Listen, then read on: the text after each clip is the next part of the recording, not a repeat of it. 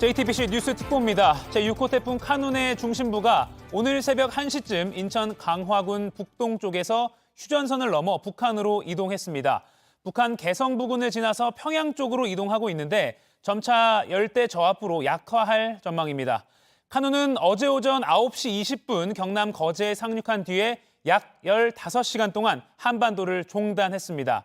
오늘 오전까지는 강한 바람과 많은 비가 계속되는 곳들이 많아서 출근길 주의가 필요합니다.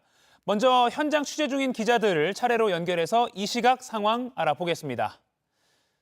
자, 먼저 밤사이에 태풍의 영향에 직접적으로 있었던 인천 상황 알아보겠습니다. 인천 강화대교에 취재 기자가 나가 있습니다. 자, 연지한 기자, 밤사이 태풍이 인천 근처를 통과한 걸로 알고 있는데 지금 그곳 상황은 어떻습니까? 네, 이곳은 여전히 계속해서 비가 내리고 있습니다. 태풍 카눈은 예상 경로보다 조금 더 서쪽으로 치우쳐서 이동을 했는데요. 기상청은 오늘 새벽 1시, 그러니까 5시간 전쯤에 제가 서 있는 이곳 인천 강화군 북동쪽 50km 지점 육상을 지나갔다고 밝혔습니다. 휴전선을 지나서 북쪽으로 완전히 이동을 한 건데요. 북한에 들어선 뒤에는 세력이 빠르게 약화할 것으로 보입니다. 인천은 오늘 오후까지 태풍의 영향을 받을 것으로 보입니다. 지역에 따라서 적게는 30mm, 많게는 80mm까지 비가 내리는 곳이 있겠습니다. 네, 지금 계속해서 비가 오는 걸로 보이네요. 태풍으로 인한 사고 소식 들어온 게 있습니까? 네, 어제 오후 5시쯤 인천 미추홀구 용현동에서 강한 비바람 때문에 건물 외벽이 떨어져 나갔고요. 또 인천 남동구에서는 강풍에 나무가 도로 위로 쓰러져 소방대원들이 긴급하게 안전 조치를 하기도 했습니다. 인천 청량산 부근에선 빌라 건설 현장 펜스가 거센 바람으로 떨어져 나가기도 했습니다. 인천의 일부 섬 지역에서는 정전이 있었던 곳도 있었는데요. 지금은 다 복구가 된 것으로 파악됐습니다. 네, 어제 태풍 때문에 항공편이나 여객선 운항에도 차질이 있었는데 오늘부터는 좀 어떨까요? 네, 어제까지는 태풍으로 취소되는 항공편이 많았는데요. 어제 전국 14개 공항에서 400여 개가 넘는 항공편이 결항됐습니다. 어제 오후 들어 태풍의 영향권을 벗어난 지역을 중심으로 점차 운행이 재개가 됐고요. 오늘부터는 전국 모든 공항이 정상 운행할 것으로 보입니다. 다만 여전히 태풍의 여파가 있을 수 있기 때문에 항공편을 이용하시는 분들은 운행 상황을 확인하신 다음에 공항으로 이동하시는 게 좋겠습니다. 인천의 뱃길도 멈췄습니다. 인천의 섬을 오가는 14개 항로 여객선 19개가 모두 통제됐습니다. 3년 만에 재개될 예정이었던 한중 여객선도 잇따라 중단됐습니다. 인천에선 오늘 아침 7시까지 비류대로 762번 길이 상습 침수 구간으로 통제될 예정이니까요. 참고하시면 좋겠습니다. 지금까지 인천 강화대교에서 JTBC 연지환입니다. 네, 방금 보신 인천 말고 다른 수도권 지역에서도 교회 철탑이 무너지고 나무가 쓰러지는 등 사고가 잇따랐습니다. 서울 종로, 필운동, 한옥마을에 나가 있는 취재기자 연결해서 상황 알아보겠습니다. 김한수 기자, 그곳에 비바람 때문에 지붕이 붕괴된 곳이 있다고요?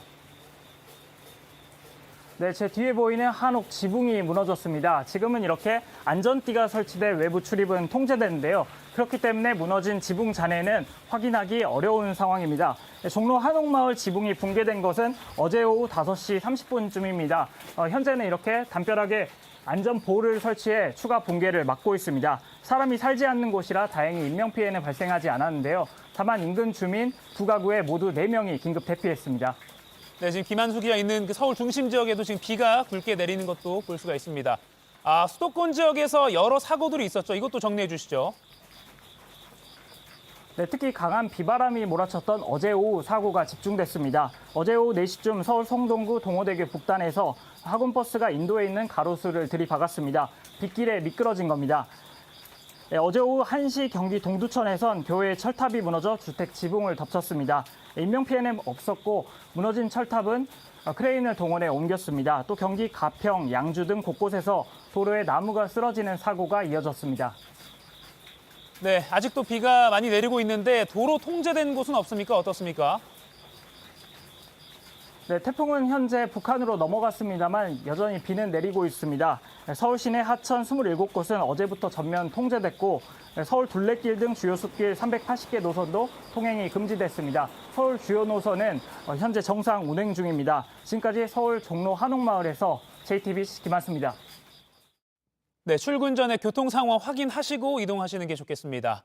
많은 비가 쏟아진 어제 한 명이 숨지고 한 명이 실종된 대구 상황 이어서 알아보겠습니다. 특히 군위군 병수리는 마을 전체가 물에 잠겼었는데 지금 상황 어떤지 알아보겠습니다. 현장 바로 연결합니다. 윤두열 기자, 어젯밤에는 마을에 물이 덜 빠진 상태였는데 지금은 좀 어떻습니까? 네, 어제 제가 이곳에서 현장 상황을 전해드릴 때만 해도 마을 전체가 물에 잠겨 있었는데요. 이 때문에 어제 오후에 있던 마을 집 안에 있던 주민들은 소방보트를 타고 빠져나오기도 했습니다. 태풍이 지나가고 비가 그치면서 물이 하천 쪽으로 다시 빠지기 시작했고 이제 마을 바닥이 보이기 시작했습니다. 이제 마을 바닥이 완전히 드러났습니다. 네, 어제 안타깝게도 이 마을에 한 명이 숨진 채 발견되기도 했죠. 네, 어제 보이지 않던 논 바닥이 이제 보이는데요. 이 농로를 걷던 60대 남성이 물살에 휩쓸렸습니다. 소방대원이 발견했지만 심정지 상태였고 병원으로 이송했지만 끝내 숨졌습니다. 네, 궁금한 게 그 마을에 왜 이렇게 갑자기 물이 들이닥쳐서 마을이 다 잠긴 겁니까? 마을 옆으로 하천이 흐르고 있는데요. 이 하천에 물을 막아주는 둑이 제가 바로 서 있는 이곳입니다. 둑 한가운데가 저쪽을 보시면 뚝 끊긴 게 보이실 텐데요. 이 둑이 터지면서 이 하천 물이 마을로 쏟아져 들어왔습니다. 이른 새벽부터 이 둑을 막는 공사를 시작했습니다. 어제 정오쯤에 둑이 터졌는데 이 시간은 태풍이 대구 바로 옆을 지날 때입니다. 폭우가 쏟아지고 있어서 피해가 컸습니다. 터진 이 둑, 불과 몇 달 전에 공사를 끝낸 둑이었습니다. 네, 지금 윤 기자가 있는 군위군 말고 다른 대구 지역에서도 실종자 한 명이 나왔었는데 밤새 수색 작업에 좀 진전이 있었습니까? 어떻습니까? 네, 어제 오후 1시 45분쯤에 대구 달성군 가창면에서 전동 휠체어를 타고 가던 60대 남성이 도랑에 빠졌습니다. 인근 도랑에서 전동 휠체어는 찾았지만 이 남성 밤새 수색 작업을 했지만 아직 찾지 못하고 있습니다. 지금까지 대구 군위군에서 JTBC 윤두열입니다. 네, 각 지역 상황 살펴봤는데 취재 기자와 함께 태풍 카눈에 대해서 좀 더 짚어보겠습니다. 이재승 기자가 나와 있습니다. 자, 북한으로 넘어갔다라고 앞서 설명을 드렸는데 정확히 지금 태풍이 어디에 있습니까? 네, 태풍 카눈은 밤사이 수도권을 지나서 지금은 강화도 북동쪽 약 80km 휴전선 부근에서 북서진하고 있습니다. 시속 13km 속도 상당히 느리게 움직이고 있고요. 자, 지금 보시는 것처럼 태풍의 눈이 정확하게 보이기보다는 중부지방에 넓게 비구름대가 퍼져 있는 것을 확인할 수 있습니다. 비가 내리는 영역은 넓어졌고요. 중심 부근 풍속은 초속 18m까지 떨어졌지만 아직까지는 태풍의 위력을 갖고 있습니다. 따라서 여전히 중부지방 중심으로 오늘 오전 중으로 많은 비가 예상이 되고 있어서 주의를 해야겠습니다. 네, 특히 수도권 출근길은 여전히 주의를 해야겠군요. 네네네. 카눈 지금까지의 이동 경로와 앞으로 예상 경로도 좀 짚어주시죠. 네네. 자, 카눈은 어제 9시 20분에 경남 거제 부근에 상륙을 했습니다. 상륙 당시 초속 32m의 강풍을 동반했는데요. 자, 어제 정오쯤에 대구 부근까지 올라왔고요. 이 사이 경상도를 중심으로 강한 비바람이 몰아쳤습니다. 어젯밤 11시쯤 서울과 가장 가깝게 경기 남양주를 통과했고 지금은 휴전선을 지나 북한으로 넘어간 상황입니다. 이 태풍이 지나간 뒤에도 이 북쪽의 차고 건조한 공기와 만나면서 비구름이 추가로 만들어집니다. 그러니까 태풍의 전면에 형성되는 앞바람보다는 약하지만 태풍의 후면에서도 뒷바람이 발생할 수 있어서 오늘 오전까지는 경기 북부와 강원 북부를 중심으로 안심할 수 없는 상황입니다. 오늘 이 태풍 경로를 조금 앞으로의 경로를 한번 보면요. 네. 오늘 이 정오에는 평양 부근을 통과를 하겠고요. 자, 이후에는 세력이 급격히 약해지면서 오늘 오후나 또 저녁 무렵에는 열대 저압부로 변질이 되고 이 태풍으로서의 일생을 마칠 것으로 보입니다. 네, 앞서 현장 연결했을 때 보니까 수도권 지역에는 대부분 아직까지 거센 비가 내리고 있어서 걱정인데 이거 하나만 짚고 준비된 리포트 보겠습니다.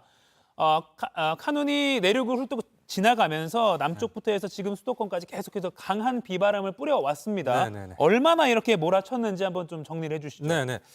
지난 9일부터 사흘간 강원도 속초에는 400mm가 넘게 내렸고요. 경상권에도 200에서 300mm의 비가 쏟아졌습니다. 서울도 지금까지 110mm가 넘는 강우량을 기록하고 있습니다. 이 비의 양이 많았을 뿐만 아니라 쏟아질 때 강도도 강했습니다. 강원도 속초에는 어제 오후 2시 5분부터 오후 3시 5분까지 1시간에 91.3mm의 비가 내렸습니다. 자, 시간당 90mm, 그야말로 극한 호우가 쏟아졌습니다. 바람은 전국에서 초속 20m 안팎의 강풍이 불었고 특히 경상권 해안에서는 초속 35m의 돌풍이 기록됐습니다. 지금 그런 이 기자가 설명한 그런 돌풍이 네. 앞으로 오늘 오전까지는 뭐 충분히 어느 지역에서든 전국적으로 계속될 수 있다 이렇게 봐도 됩니까? 그렇습니다. 돌풍의 세기는 아무래도 어제보다는 약해지겠지만 예. 그래도 우리가 태풍의 기준 초속 17m를 넘는 초속 20m 안팎의 그런 강력한 그런 돌풍 예상이 되기 때문에 네. 주의를 해야 됩니다. 네, 그럼 피해 상황을 좀 리포트를 통해서 자세히 짚어보겠습니다. 어제 태풍이 가장 먼저 상륙한 남부지방 피해가 특히 큽니다. 곳곳이 빠르게 물에 잠겼습니다. 갑자기 차오르는 물에 주민들은 바지를 걷고 대피했는데 시시각각 물이 차오르는 그 모습을 조소희 기자가 CCTV로 직접 확인해봤습니다. 오전 7시 30분 노란색 주차선을 그어놓은 건물 앞으로 물이 차오르기 시작합니다. 침수된 도로를 달리던 자동차는 그나마 이 공간으로 잠깐 피합니다. 왔다 갔다 고민하다 빠져나갑니다. 잘한 판단이었습니다. 1시간 30분이 지나자 주차선은 완전히 사라졌습니다. 출동한 소방대원이 배수관을 열고 양수기를 투입합니다. 하지만 잠깐 돌아가다 고장나고 결국 소방대원이 직접 긴 호스를 들고 지하상가로 들어갑니다. 경남 창원의 한 지하상가입니다. 비가 그치고 해도 떴지만 아직까지 이렇게 물을 다 빼내지 못한 모습입니다. 태풍에 대비해 차수벽까지 설치했지만 역부족이었습니다. 최근 2, 3년 안에는 이런 적이 없었거든요. 10분, 20분도 안 되는 순간에 갑자기 물이 차면서 급하게 모래 더미를 쌓았지만 퍼내도 흙탕물은 좀처럼 빠지지 않습니다. 비슷한 시각 근처 골목을 비추는 CCTV를 찾아봤습니다. 바닥에 주차 금지라고 적혀 있습니다.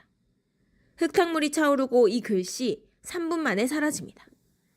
20분쯤 지나자 행인들은 바지를 걷고 다닙니다. 이곳뿐만 아니라 창원 시내 곳곳은 무너지고 잠겼습니다. 쌀제 터널 앞 토사가 무너져 도로를 막고 복구 작업을 벌였습니다. 태풍이 덮친 경남 지방, 오늘 하루 시민들은 불안했습니다. JTBC 조소입니다. 네, 이번에는 시청자분들이 주신 제보 영상으로 태풍 피해 상황 살펴보겠습니다. 행인들이 넘어져 일어나지 못하고 멀쩡한 유리문이 산산조각 나는 모습에서 이번 태풍 바람이 얼마나 강했는지 알 수 있습니다. 또 많은 비에 도로가 잠기면서 곳곳에 비상이 걸렸습니다. 박소연 기자가 정리했습니다. 행인 2명이 도로에 주저앉아 버렸습니다. 다른 한 명이 일으켜보지만 역부족입니다. 태풍 카눈의 위력은 길을 걷던 행인을 넘어뜨릴 정도였습니다. 바람 때문에 그 길가 쪽으로 계속 밀려 나오시면서 결국에는 거기서 넘어지시더라고요. 바람이 너무 불어서 일어나질 못하시는 비바람에 주차장 차단봉이 맥없이 들썩입니다. 순식간에 주차장 안에서 쏟아져 나온 각종 물건들, 쓰레기통이며 종이박스며 날아가 버립니다. 강풍은 미용실의 정막도 깨트렸습니다. 갑자기 유리문이 열리더니 와장창 깨져버립니다. 놀란 미용사와 고객은 그대로 하던 일을 멈췄습니다. 당시 부산 지역에서는 순간 최대 풍속 초속 34m의 강풍이 불었습니다. 와 난리다. 이 바다지 뭐. 한때 시간당 60mm가 넘는 폭우가 쏟아진 경남 창원. 출근길 도로는 온통 물바다로 변해버렸습니다. 빗물은 승용차 바퀴 높이까지 차올랐습니다. 사람 무릎 위까지 물이 잠겼죠. 어제 밤부터 비가 계속 왔잖아요. 아침까지 계속 쏟아져서. 폭우에 놀란 동물들도 대피해야 했습니다. 대구 송해공원 인근 도로. 말 한 마리가 빗속을 뚫고 급히 내달립니다. 인근 산에서 쏟아져 내린 물로 승마장에 무릎 높이까지 빗물이 차오른 겁니다. 승마장인데요. 앞에 그냥 물난리가 나가지고요. 8년 동안 승마장에 여기 와서 있었는데 이렇게 물이 이렇게 차오른 적이 없어가지고. 강풍과 폭우를 동시에 몰고 온 태풍 카눈. 시민들은 하루 종일 가슴을 졸여야 했습니다. JTBC 박소연입니다. 네, 그러면 보도국 연결해서 피해 상황 또 긴박했던 구조의 순간들을 종합해서 더 전해드리겠습니다. 박유미 기자, 조금 전에 중대본의 피해 상황 발표가 있었는데 내용 전해주시죠. 네, 조금 전인 오전 6시 기준 중대본 발표가 있었습니다. 좀 전에 대구 취재기자도 전해드렸지만 태풍이 휩쓸고 지나가면서 대구에서 인명피해가 발생했습니다. 1명 사망, 1명 실종입니다. 어제 오후 1시쯤 대구 군위군 병천교 아래에서 66살 남성이 심정지 상태로 발견이 됐습니다. 이 남성은 병원으로 이송됐지만 끝내 숨졌습니다. 사고 원인에 대해선 조사가 진행되고 있습니다. 오후 1시 45분쯤에는 대구 달성군에서 전동 휠체어를 타고 가던 사람이 도랑에 빠졌다는 신고가 들어와 60대 남성에 대한 수색이 진행되고 있습니다. 이외에도 전국에서 구조를 원하는 신고 전화가 쏟아졌습니다. 시설물 침수와 정전 피해도 이어졌는데요. 도로 침수와 유실이 64건, 토사 유출이 6건, 제방 유실이 10건으로 집계가 됐습니다. 정전 피해도 4만여 세대에서 발생했고 이 중 94% 정도는 복구가 된 상태입니다. 대피 인원은 어제보다 좀 늘었는데요. 오전 6시 기준 위험 지역에서 15,800여 명이 여전히 대피하고 있는 상태입니다. 네, 곳곳에서 구조가 이어졌는데 위험한 상황들도 많이 있었다면서요? 네, 어제 오전 경남 창원에서는 60대 여성이 급류에 휘말렸습니다. 경찰이 뒤를 쫓는데 속도가 너무 빨랐습니다. 100m 정도를 떠내려간 끝에 물살이 약한 곳에서 겨우 구조가 됐습니다. 구조된 여성과 경찰관 모두 다쳤지만 생명을 구할 수 있었습니다. 또 어제 새벽 부산 해운대에선 술에 취한 남성이 파도 속으로 걸어 들어갔습니다. 당직을 서던 관제실 직원들이 출동해 물에서 꺼냈고 심폐소생술 끝에 의식이 돌아왔습니다. 기록적인 비가 내리고 있는 강원에서도 마을 곳곳이 물에 잠겼습니다. 움직이기 힘든 노인들이 고립됐습니다. 가슴까지 물이 들어차 구조대원들도 움직이는데 애를 먹었습니다. 또 충북 영동 한 캠핑장에선 야영객 수십 명이 고립되기도 했습니다. 네, 태풍으로 인해서 이틀째 철도와 항공 등 발이 묶였는데 교통 상황은 어떻습니까? 네, 태풍이 지나가면서 코레일 측은 오늘 대부분 구간에서 열차 운행을 재개할 계획이라고 밝혔는데요. 현재 SRT는 모두 정상 운영되고 있습니다. 또 강수량이 많아 운행이 중지된 경전선, 태백선, 경북선, 영동선 구간은 시설물 안전을 확인한 뒤에 순차적으로 운행을 재개할 예정입니다. 항공편도 운항 재개가 이루어지고 있는데요. 공항별로 상황이 달라서 운항 여부를 반드시 확인하고 움직이시는 것이 좋겠습니다. 지금까지 보도국에서 전해드렸습니다. 네, JTBC 뉴스 특보 함께하고 계십니다. 태풍 카누는 밤사이 수도권을 지나서 휴전선을 넘어서 계속 북서쪽으로 향하고 있습니다. 아직까지는 태풍의 위력을 갖고 있어서 여전히 수도권과 중부지방을 중심으로 많은 비를 뿌리는 등 영향을 주고 있습니다. 태풍이 지나간 이후에도 조심해야 할 것들, 출근길에 조심해야 할 것들 황예린 기자가 정리해드립니다. 이렇게 태풍이 왔을 때의 위험 지역입니다. 논뚝이나 하천 제방은 별 징후 없이 갑자기 무너질 수 있습니다. 비가 완전히 멈추기 전엔 농작물을 살피러 나가지 말아야 합니다. 또 침수된 도로나 교량은 어디라도 파손됐을 수 있으니 건너지 않는 게 좋겠습니다. 되도록이면 불어난 물 속엔 들어가지 말아야 합니다.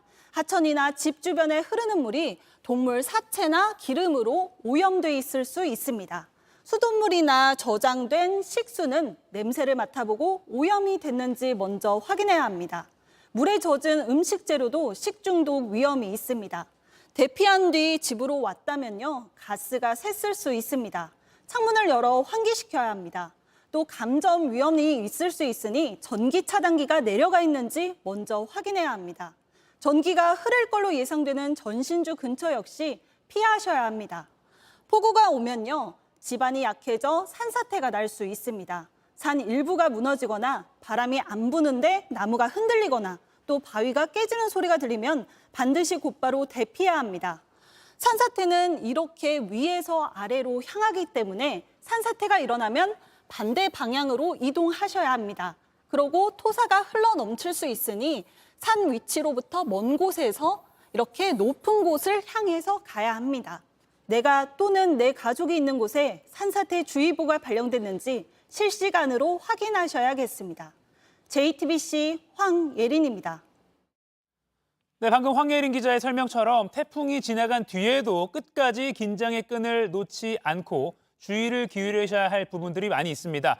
지금부터는 재난 전문가이신 장석환 대진대 건설환경공학부 교수와 좀 더 자세히 이야기 나눠보겠습니다. 어서 오십시오. 예, 안녕하십니까? 네, 일단 지금 뭐 태풍이 북한으로 넘어갔다라면서 예. 안심해도 되겠지라고 생각하면 안 되는 이유를 좀 간단히 먼저 설명해 주신다면요. 일단은 우리나라의 지금 카눈 같은 경우는 어제 9시 20분부터 거제도에 오기 시작해서 네. 아주 느린 속도로 북상을 하고 있지 않았습니까? 따라서 지금도 아직도 영향권에 있다고 보고요. 맨 처음에는 한 300km가 넘는 그 영향권의 반지름이 있었는데 지금은 한 100km 정도 줄었습니다. 물론 그렇지만 아직도 기압골의 불안정이라든지 아직도 태풍의 중심은 지나갔다고 할지라도 태풍의 영향권에서는 아직 충분하게 다 빠져나가지 못했다. 따라서 이런 부분들이 아직 우리 경기 북부라든지 지금 평양에 가까운 그런 북한 지역의 접경지 부분에서는 아직도 바람과 그리고 많은 폭우가 조심해야 될 부분이라고 생각합니다. 네, 잠깐 언급하셨지만 이번에 그 태풍 속도가 워낙 느리다 보니까 전국 곳곳에 피해가 좀 잇따랐다. 그러니까 느린 게 좀 핵심적인 이유였다. 이렇게 볼 수 있을까요? 크게 한 3가지 정도 특징이 좀 있는데 지금 예. 말씀하신 것처럼 아주 느린 속도. 처음에 한반도에 상륙했을 때 한 15km 정도의 아주 느린 속도였고요. 지금은 중간 정도에서는 한 30km가 더 넘는 속도였었지만 지금은 다시 한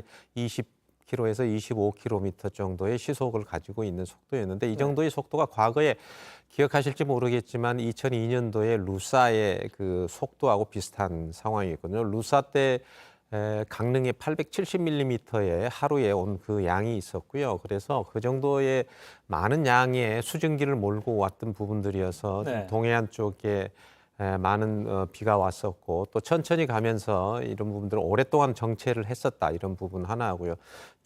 중앙부를 관통을 했기 때문에 반 크기가 300km 정도였으면 한반도의 평균 폭이 300km 정도였기 때문에 네. 이 부분들이 한반도를 정확히 뚜껑을 덮고 이렇게 가는 것처럼 이렇게 되어 있었습니다. 그래서 이런 부분들과 함께 그다음에 이제 그 부분들이 속도가 느리고 한반도를 전체를 덮고 가는 그런 상황이었다 이렇게 볼 수 있습니다. 뭐 사실 예년 같았으면 뭐 태풍이 어딘 비껴갔다 이런 표현을 하기도 하는데 말씀하신 대로 이번 카누는 그냥 전국을 다 뒤덮으면서 갔다 이렇게 볼 수 있겠군요.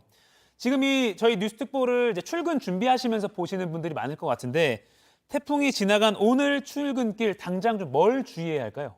오면서도 저도 이제 운전을 하고 왔습니다만은 운전을 하면서는 첫 번째 저속 운행을 좀 해야 될 필요가 있습니다. 아직도 땅이 굉장히 많이 젖어 있고 또 아스팔트 노면 같은 부분들이 수막 현상에 의해서 제동거리가 좀 길어질 가능성이 있기 때문에 저속 운동이 절대 필요하고요. 또 저지대라든지 혹은 지하차도 같은 데는 반드시 우회를 통해서 조금 불편하시더라도 우회를 통해서 하는 방법이 좋고 네. 가장 좋은 것은 대중교통을 먼저 이용하셔서 안전을 도모하는 것이 우선이다 이렇게 생각합니다. 네.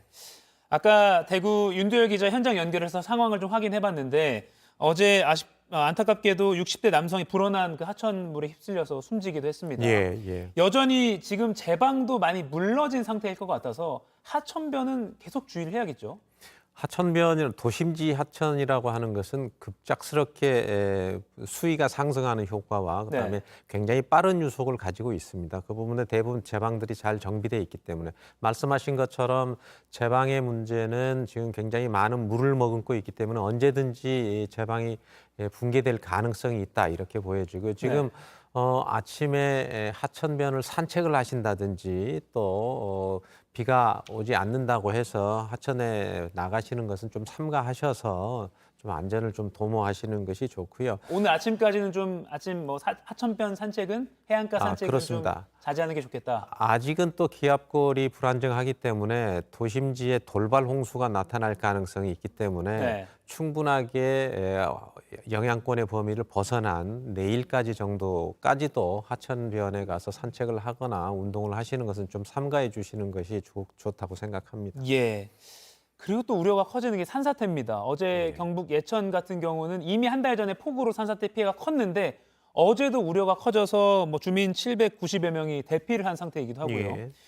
뭐 쉽게 말해서 뭐 강원 영동도 그렇고 비가 너무 많이 몰아치다 보니까 흙이 다 물러져 있고 뭐 산이 물러져 있다라고 지금 이렇게 저는 알고 있는데 산사태 우려, 위험 어느 정도 지금 심각한 상황이라고 예측하십니까? 산림청이 어제 심각 단계를 발령을 했죠. 심각 단계라고 하는 것은 집안이 거의 포화가 돼 있다. 즉 수분이 거의 다 100% 다 차 있다 정도의 수준이거든요. 아하. 따라서 지금 한 달 전부터 7월 장마 때 많은 양의 비가 와 있기 때문에 이미 집안에 포화 상태가 돼 있고 거기에서 집중적인 강우가 만약에 한 시간당 30mm 이상이 온다면 산사태 날 가능성이 많이 있기 때문에 어느 곳이 덜 위험하다, 더 위험하다가 아니고 전반적으로 다 위험하기 때문에 이런 부분들에 대해서는 특별히 좀 주의를 해야 될 필요가 있고 이미 선제적으로 많은 분들이 대피를 많이 하셨기 때문에 네.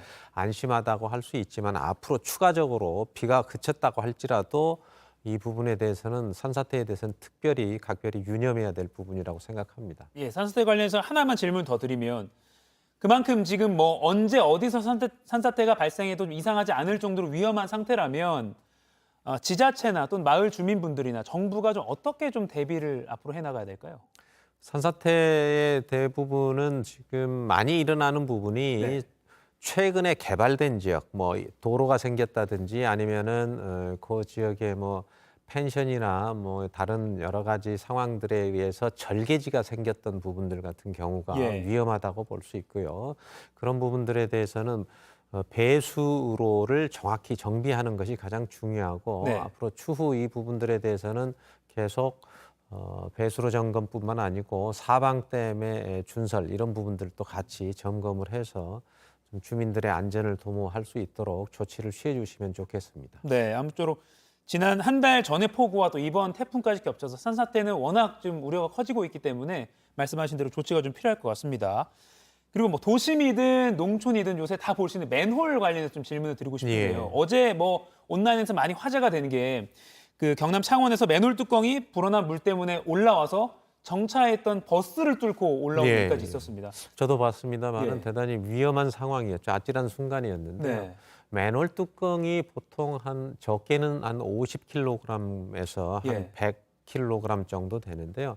그 정도의 상황에서 맨홀 뚜껑을 위로 솟구치게 할 정도의 수압이라고 하면은 네. 굉장히 큰 수압이 걸릴 수 있는 상황이었고요. 저 지역이 아마 상당히 낮은 지역에 저지대의 맨홀에 위치해 있다 이렇게 보여집니다. 네. 따라서 저 부분들이 저 정도의 높이로 솟구칠 정도면 한 1,000kg 정도 이상의 힘을 받아야지만이 가능하고요. 그 예. 정도라고 한다면 만약에 맨홀 뚜껑이 없었다고 한다면은 한 10m 정도의 물이 상승할 수 있을 정도의 수압이다 이렇게 보여집니다. 제가 뭐 어림잡아서 계산을 해봤을 때 한 10m 정도의 물이 솟구칠 수 있는 정도 수압이었기 때문에 10m면 은 3층 정도의 높이거든요. 그래서 저 정도의 힘이 받을 수 있을 정도의 지역이라고 하면 앞으로 저 지역에서는 지방자치단체에서 저 지역의 배수로라든지 네. 그러면 하수관의 위치 조정이라든지 이런 것들을 통해서 앞으로 좀 저런 부분들은 좀 조치를 해나갈 필요가 있다 보여집니다. 네. 맨홀 관련해서 그럼 저 장면을 보니까 또 우려가 되는 것이 그러면 저기는 이제 버스를 뚫고 올라와서 맨홀이 열린 게 드러났지만 어딘가에 물에 잠겼다가 맨홀이 열려 있는데 지금 모르고 이제 곧 드러날 곳이 있을 수 있는 거잖아요. 그렇습니다. 그럼 그 점검이 다 필요하겠네요. 맨홀 뚜껑 같은 것은. 작년에 우리가 정말 기억하기도 싫은 그 강남역에 맨홀이 열려서 거기에 사람이 빠져서 잃었죠. 네. 두 분의 생명을 좀 앗아간 사고가 있었는데요. 앞으로는 이제 지자체에서 저런 부분들 특히 저지대에 지금 이제 모든 하수 관로에 모든 지도들이 다 있기 때문에 그 부분들을 특별히 좀 점검을 해야 될 필요가 있고요. 예. 저런 부분들 같은 경우는 그 부분들을 선제적으로 뚜껑 아래에 빠지지 않을 수 있는 그물망을 설치를 한다든지 다른 조치를 통해서 임시적으로라도 저 부분을 빨리 조치를 할 필요가 있습니다. 앞으로도 갑자기 내리는 우리 극한호우의 사상이라든지 또 돌발 홍수라든지 이런 부분들이 있기 때문에 저지대를 중심으로 한 맨홀 관리 반드시 지자체에서 좀 점검이 좀 필요하다고 보여집니다. 네. 마지막으로 이 질문 드리겠습니다. 아까 김한수 기자가 이제 종로 한옥 마을 갔을 때 지붕이 무너진 그 현장을 저희에게 설명을 해줬는데요. 이렇게 좀 오래된 집들 이것도 좀 태풍이 지나갔으니까 바로 점검이 좀 필요하겠네요. 대부분 이 물 무게를 간과하시는 경우들이 많은데 물 무게라고 하는 것이 그 1입방미터 정도만 해도 한 1톤 정도 되거든요. 과거에 그러니까 지붕에 쌓여 있는 눈으로도 지붕이 무너지는 경우가 있었습니다. 따라서 물 무게가 추가가 되면은 오래된 건물, 특히 한옥같이 중간에 기와 아래쪽에 있는 석가래 부분에 물을 머금을 수 있는 그런 공간이 있는 그런 구조물들에 있는 건축물들은 굉장히 위험하다고 볼 수 있기 때문에 반드시 점검과 그리고 배수나 다음에 물골이 형성될 수 있는 그런 물길을 만들어 주시는 것이 굉장히 중요하다고 보여집니다. 네. 아까 강조해 주셨던 오늘 출근길 그리고 한 내일 정도까지는 계속해서 언제 돌발 홍수가 날 수도 있고 뭐 그런 우려가 있기 때문에 끝까지 좀 주의를 기울여야겠다. 이것까지 좀 기억을 하겠습니다. 그렇습니다. 지금까지 장석환 대진대 건설환경공학부 교수와 이야기 나눠봤습니다. 고맙습니다. 네, 이어서 시청자 여러분이 주신 제보 영상을 보면서 태풍 피해 상황을 더 살펴보도록 하겠습니다. 먼저 부산 상황 알아보겠습니다. 바람이 얼마나 강했는지 이렇게 커다란 나무가 뿌리채 뽑혀 있습니다. 아파트 주차장 입구가 완전히 막혔고요. 소방대원이 끌어내려오고 하지만 노력을 하고 있지만 가지들이 뒤엉켜서 도무지 움직이질 않은 상황 볼 수 있습니다. 톱과 도끼로 일일이 잘라내야 했습니다. 자, 다음은 CCTV 영상 보겠습니다. 전남 곡성군의 한 주택입니다. 마당에 할머니와 개들의 모습이 보이는데 갑자기 강풍이 불더니 집 일부가 순식간에 이렇게 주저앉았습니다. 할머니는 뒤로 넘어지기까지 했는데 다행히 크게 다치진 않았고 개들도 무사하다고 합니다. 네, 이어서 강원 지역입니다. 강원 지역 그야말로 물폭탄이 쏟아졌습니다. 속초 중앙시장 모습인데 시장 전체가 뿌연 흙탕물에 잠겼습니다. 종아리 높이까지 물이 찬 건데 물막이가 없었던 걸로 보입니다.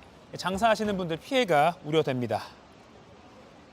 네, 아찔한 장면도 있습니다. 경북 의성군의 한 건물인데 벽 일부가 무너져서 가스통 위로 떨어졌습니다. 가스통이 깨지면서 가스가 계속 뿜어져 나왔는데 긴급 조치가 이루어지긴 했는데 가스 사용이 중단되면서 주민들이 불편을 겪었습니다. 네, 이번엔 경남 창원입니다. 앞서서 살펴본 내용인데요. 시내버스에 커다란 구멍이 뚫렸고 맨홀 뚜껑까지 보입니다. 맨홀 뚜껑이 버스 바닥을 뚫고 튀어오른 건데요. 일부 승객들이 있었지만 다친 사람은 다행히 없었다고 합니다. 계속해서 오늘 출근길에도 맨홀 뚜껑 열린 곳 없는지 지자체 그리고 주민분들도 점검이 필요한 상황입니다. 네, 계속해서 이재승 기자와 조금 더 태풍 짚어보도록 하겠습니다. 자, 앞서 산사태 이야기를 장석환 교수님과 좀 짚어봤는데 조금 더 짚어보도록 하겠습니다. 지금 산사태 위험 얼마나 큰 상황인지 지금 산림청도 이렇게 좀 경보를 내린 부분이 있잖아요. 그렇습니다. 산사태 위기 경보 일단은 전국적으로 심각 단계인 상황이고요. 또 산사태 예보 발령 지도를 보면 일부 해제된 곳이 있지만 강원 영동 북부 지역에는 산사태 경보가 내려져 있고 그 밖의 지역 주의보가 발효 중입니다. 자, 이미 기존에 많은 비가 내려서 피해가 있었던 경북 예천뿐만 아니라 전국이 위험하다는 그런 상황인데요. 문제는 태풍 카눈이 굉장히 느리게 이동하면서 비를 지속적으로 뿌렸기 때문입니다. 앞서 이 홍수 등은 갑작스러운 비에 제방등이 무너지면서 이렇게 물이 범람하면서 발생을 하는데 산사태는 비가 꾸준히 내리면서 누적된 강수량이 피해를 키울 수 있습니다. 갑작스럽게 계곡물이 줄어든다든지 또 땅이 꺼진다든지 또 바람이 없는데 나무가 흔들린다든지 하면은 이상 신호입니다. 우선 대피를 하시고 관계기관에 신고를 해야 되고요. 대피할 때는 산사태 방향과 좀 멀어지는 방향으로 집안이 단단하고 높은 곳으로 이동해야 합니다. 네, 산사태 한 번 피해가 나면 인명피해가 워낙 크기 때문에 계속해서 좀 주의를 기울여야 할 것 같습니다. 또 앞서 영상으로도 살펴봤지만 태풍이 지난 후에 어떤 거를 좀 조심해야 한다. 이것도 좀 짚어주시죠. 네, 일단은 우리가 이제 태풍의 중심을 이제 두고 지났다 안 지났다 이렇게 평가를 하는데요. 태풍은 굉장히 큰 어떤 기압 덩어리이기 때문에 이게 지난 뒤에라도 뒷바람이 불 수가 있습니다. 그렇기 때문에 태풍의 후면 경기 북부와 강원도 등에서는 추가로 비구름이 만들어집니다. 이 때문에 자주 물에 잠기는 지역, 산사태 위험 지역 등의 위험한 곳들은 좀 피해를 해야 되겠고요. 또 지반이 약해진 상태라서 개울가, 하천변, 해안가 등은 위험 지역 좀 가까이 가지 않는 게 좋겠습니다. 그리고 지금 많은 분들이 대피를 해 있는 상황인데요. 다시 집에 돌아갔을 때 가스가 셀 수 있기 때문에 창문을 열어서 환기를 해야 합니다. 또 수돗물이나 저장된 식수는 냄새를 맡아보고 오염됐는지도 좀 확인을 해봐야 되고요. 또 앞서 많이 침수된 곳도 있었는데 물에 젖은 음식 재료, 식중독 위험이 있습니다. 자, 어제 오늘 특히 어제는 비가 오면서 낮 기온이 25도 안팎까지 떨어졌지만 오늘부터는 다시 기온이 상승하고요. 주말과 휴일엔 낮 기온이 30도 안팎까지 오를 수 있어서 음식물 관리에 더욱더 주의를 해야 합니다. 네. 그리고 또 잠겼던 곳이 물이 빠지면서 뭐 가전 도구나 이런 게 또 전기 감전 의료도 있다고 하니까 그렇습니다. 전기 부분도 꼭 주의를 기울이셔야 될 것 같습니다. 네. 자, 태풍 카눈으로 이제 피해 상황이 속속 드러나고 있습니다. 날이 밝으면 좀 더 집계가 될 것 같긴 한데요. 네. 정부의 후속 조치는 좀 어떻게 되고 있습니까? 네, 일단은 태풍 영향권에서 좀 먼저 벗어난 제주도가 후속 조치에 나섰습니다. 네. 태풍 피해 농가들의 피해 상황을 좀 파악하고 있고, 뭐 태풍의 잔재물을 제거한다든지 또 가로등 피해 복구 이런 것들을 좀 하고 있고요. 자, 이런 가운데 이제 오늘 태풍이 물러가면 완전히 물러가면 전국적으로 정비 작업이 시작될 것으로 보입니다. 네. 태풍 카눈 분석을 좀 더 해보겠습니다. 이례적인 뭐 태풍이다, 처음 보는 태풍이다 이런 보도들이 많이 나왔습니다. 네, 그렇습니다. 태풍이 한반도 중심부를 수직 관통하는 사례가 이번이 처음인 거 맞습니까? 네, 그렇습니다. 자, 한반도 남쪽 끝부터 북쪽 끝까지 내륙에서 종단하는 경로는 1951년 태풍 관측 이후 처음입니다. 네. 보통 태풍은 한반도까지 올라오면 편서풍대에 의해서 북동진하기 때문에 상륙한 뒤에 동해안으로 빠져나가는 경우가 대부분이거든요. 자, 그런데 보시는 것처럼 이번 태풍 같은 경우는 수도권까지 쭉 올라오게 된 거고요. 또 한 가지 제가 공교롭게도 11년 전에 2012년 7월 같은 경우는 수도권을 통과한 태풍 이름, 11년 전에 통과한 태풍 이름도 카눈이었습니다. 자, 그 카눈 경로는 이번 태풍과 조금 달라서 서해안을 따라 북상한 뒤에 상륙을 했는데요. 세력이 강하지 않고 또 이동 속도도 조금 더 빨랐습니다. 결론적으로는 수도권으로 올라오는 태풍이 흔하지 않았는데 카눈이란 이름의 태풍이 2000년 들어서 2개나 수도권을 통과하게 됐습니다. 네. 이 카눈이 발생 초기부터 좀 이례적인 경로를 보인 거죠? 그렇습니다. 자, 지난주에 일본 그 오키나와를 지나고 서진을 했습니다. 서쪽으로 이동을 했는데 대만까지 가다가 다시 여기서 유턴하면서 돌아왔습니다. 그러니까 일본 오키나와 같은 경우는 2차례 같은 태풍으로 피해를 입었고요. 이후에 방향을 북쪽으로 틀면서 한반도로 곧장 올라온 겁니다. 자, 올라오면서 규슈를 스쳤지만 완전히 약해지진 않았고 뜨거운 그 해수면의 에너지를 공급받으면서 급기야 남해안에 상륙해서 우리나라 한반도의 내륙을 관통하는 그런 최초의 태풍이 됐습니다. 네. 이 생각을 해보면 예전에 뭐 태풍 관련 보도들을 보면 태풍이 수도권을 직접 이렇게 지나가면서 북한으로 올라갔다라고 하는 게 좀 굉장히 저도 드문 일 같은데 왜 이렇게 좀 그런 경로를 보인 걸까요? 네. 자, 일단 태풍 같은 경우는 남해안에 상륙하면은 주로 동진하면서 수도권에는 영향 자체를 덜 주게 됩니다. 보통은 이제 뭐 포항 앞바다로 빠져나갔다, 뭐 강릉, 강원 동해안 쪽으로 빠져나갔다 이런 얘기를 많이 할 수가 있는데요. 네. 자, 그렇기 때문에 좀 드물 수도권에 영향을 주는 경우가 드물고 수도권으로 온다고 해도 보통은 서해를 따라 올라옵니다. 네. 그러면서 서해 자체가 수심이 얕기 때문에 에너지 공급이 많지는 않습니다. 그래서 태풍의 힘이 급격히 약해지거나 아예 중국 쪽으로 상륙하면서 소멸하는 경우가 많습니다. 그래서 이 수도권에 영향을 주는 태풍 자체가 적은데요. 다만 2010년 이 곰파스의 경우는 이례적으로 태풍의 힘을 유지하면서 수도권에 상륙했고 당시에 여러 가지 비바람 피해를 남겼습니다. 네. 이번 태풍 카눈의 특징 중에 하나가 이제 이동 속도가 보통 태풍의 절반 정도였다. 그래서 아주 느리게 다 훑고 갔다. 그래서 피해를 곳곳에 많이 줬다. 이런 분석이 나오는데 이렇게 속도가 느렸던 이유는 뭔가요? 네, 우리가 이제 뭐 거북이, 느림보 태풍이다 이런 식의 이제 우리가 별칭까지 만들었는데요. 현재 한반도 주변 같은 경우는 왼쪽에 대륙성 고기압과 오른쪽에 해양성 고기압이 적당히 떨어진 상태라서 이 태풍을 끌어줄 어떤 그런 기압계의 모습이 만들어지지 않았습니다. 이 때문에 태풍 이동 속도가 굉장히 느려진 거고요. 그래서 태풍이 남해에서 올라올 때 이동 속도가 시속 12km, 보통 태풍의 이동 속도 40km에 비해서 굉장히 느렸던 그런 상황이고요. 사람이 달리거나 또 자전거로 이동하는 그런 정도의 속도였습니다. 그런데 이 태풍이 상륙할 때는 약간 속도가 빨라졌지만 지금 이 시간 태풍의 이동 속도 시속 13km 정도입니다. 그러니까 어떻게 보면 휴전선 부근에 머물면서 계속해서 현재 휴전선 부근이라든가 또 경기 북부 그리고 북한 쪽으로 강하게 비가 지금 내리고 있는 이유도 태풍의 이동 속도가 워낙 느리기 때문에 계속해서 이런 피해를 남기고 있는 그런 상황입니다. 네. 지난해 흰남노는 상륙 당시에 이동 속도가 시속 50km에 육박했거든요. 당시에는 3시간 만에 우리나라를 빠져나갔는데 이번 태풍 카눈 같은 경우는 현재 15시간 넘게 한반도에 머무르고 있습니다. 예. 지금 뉴스특보를 처음 틀고 계신 분들을 위해서 지금 현재 태풍 카눈 위치와 또 앞으로의 네. 향후 진로를 다시 한번 마지막으로 정리를 좀 해주시죠. 네, 현재 태풍 카눈은 이제 밤 사이에 수도권을 지나서 지금은 강화도 북동쪽 약 80km 부근에서 북서진하고 있고요. 이동 속도는 시속 13km로 굉장히 느리게 이동을 하고 있습니다. 자, 현재 태풍의 중심과 이 서울과의 거리는 110km 정도가 떨어져 있는 상황이고요. 앞으로 이제 휴전선 부근을 지나서 오늘 낮에 평양 부근을 지나고 오늘 오후나 저녁 무렵에는 열대 저압부로 약해지면서 태풍의 일생을 마감할 것으로 보입니다. 네, 이재승 기자와 태풍 자세히 짚어봤습니다. 네, 고맙습니다. 네, 이어서 현장 취재기자들 연결해서 바깥 상황도 좀 알아보겠습니다. 밤사이 태풍에 가까이 있었던 인천 상황 먼저 알아보겠습니다. 인천 강화대교에 취재기자 나가 있습니다. 연지한 기자, 밤사이 태풍이 인천 근처를 통과한 걸로 알고 있는데 지금 그곳 상황은 어떻습니까? 네, 조금 전보다 잦아들긴 했지만 이곳 인천 강화도도 계속해서 비가 내리고 있습니다. 태풍 카눈은 예상 경로보다 조금 더 서쪽으로 치우쳐서 이동을 했는데요. 기상청은 오늘 새벽 1시, 그러니까 지금으로부터 5시간 전쯤에 제가 서 있는 이곳 강화도 북동쪽 50km 지점 육상을 지나갔다 이렇게 밝혔습니다. 휴전선을 지나서 북한으로 완전히 넘어간 건데요. 북한으로 넘어간 카눈은 그 세력을 빠르게 약화했습니다. 인천은 오늘 오후까지는 태풍의 영향을 받을 것으로 보입니다. 저녁까지 지역에 따라 30mm에서 80mm까지 비가 내리는 곳이 있겠습니다. 네, 태풍으로 인해서 사건, 사고도 많이 있었는데 사고 소식 집계된 게 있습니까?